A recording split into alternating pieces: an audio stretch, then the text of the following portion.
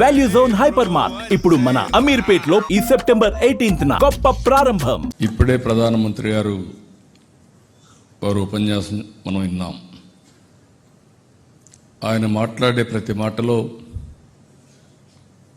ఈ దేశంలో ఉండే పేదవారిని ఏ విధంగా ఆదుకోవాలి, ఆడబిడ్డల ఆరోగ్యం ఏ విధంగా కాపాడాలి అనే విషయం చాలా స్పష్టంగా చెప్పారు. ఈరోజు మొట్టమొదటిసారిగా మనందరం నరేంద్ర మోడీ గారు 2047 వికసిత్ భారత్ సాధించడానికి పూర్తిగా పేదరిక నిర్మూలన చేయడానికి కంకణం కట్టుకొని పనిచేస్తున్నారు. అలాంటి వ్యక్తి యొక్క ఆరోగ్యం, అదే మాదిరిగా ఆయన దీర్ఘకాలికంగా ప్రధానమంత్రిగా ఉండి మన సమస్యలు పరిష్కారం చేసే విధంగా మనం అందరం కూడా అభినందిద్దాం. గట్టిగా చప్పట్లు కొట్టి హ్యాపీ బర్త్డే చెప్పాల్సి కోరుతున్నా. ఇది మనందరి బాధ్యత. ఎందుకు నేను ఈ మాట వాడుతున్నానంటే, ఒక ఇంటికి సరైన నాయకుడు ఉంటే ఇల్లు బాగుపడుతుంది. ఒక గ్రామానికి మంచి నాయకుడు దొరికితే ఆ గ్రామం బాగుపడుతుంది. ఒక నియోజకవర్గంలో సమర్థవంతమైన ఎమ్మెల్యే ఉంటే నియోజకవర్గం బాగుపడుతుంది. అదే ఒక రాష్ట్రంలో ఒక మంచి వ్యక్తి ఉంటే ఆ రాష్ట్రం బాగుపడుతుంది. ఒక కంపెనీకి మంచి సమర్థవంతమైన వ్యక్తి ఉంటే ఆ కంపెనీ బాగుపడుతుంది. అందుకే నేను ఎప్పుడు చెప్పాను, సరైన సమయంలో సరైన ప్లేస్లో సరైన నాయకుడు నరేంద్ర మోడీ గారు అని చెప్పి నేను చాలా స్పష్టంగా చెప్పాను.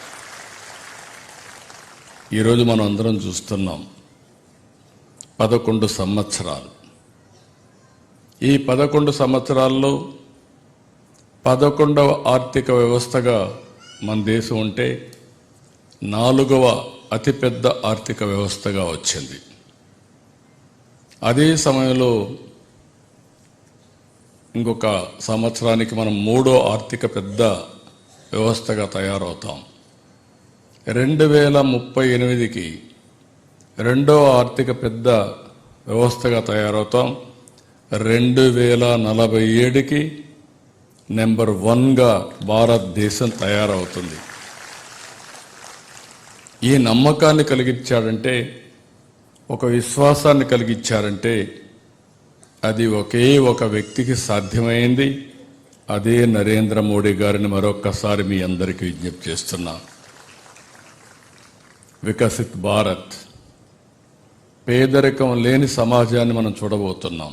ఆయన మాట్లాడిన ప్రతి మాటలో మీరు చూస్తే పేదరిక నిర్మూలన ఏ విధంగా చేయాలనో దానికోసం ఎక్కువ ప్రాధాన్యత ఇచ్చి అనేక కార్యక్రమాలు చేశారు. ఎప్పుడు కూడా మనం అందరం గుర్తుపెట్టుకోవాల్సిన అవసరం ఉంది. ప్రజాస్వామ్యం మనం అందరం కూడా ఉన్నాం. బ్రిటిష్ వాళ్ళపైన పోరాడాం. ఆ రోజు మీరు చూస్తే మొత్తం మన దేశాన్ని దోపిడీ చేశారు. స్వతంత్ర భారతదేశంలో మనం బాగుపడతామని చెప్పి ఆకాంక్షించాం.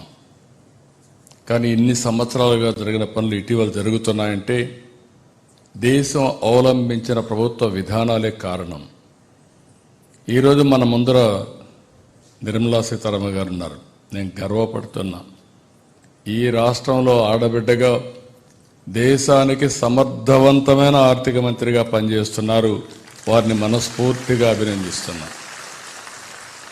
నేను కూడా ఎకనామిక్స్ స్టూడెంటే, ఆవిడ కూడా ఎకనామిక్స్ చేశారు. కానీ ఓసారి నేను ఎప్పుడూ చెప్పేవాడిని, ప్రతి ఇంటికి బెస్ట్ ఫైనాన్స్ మినిస్టర్ వచ్చి ఆ ఇంటికి మహిళే. మీరందరూ గుర్తుపెట్టుకోవాలి.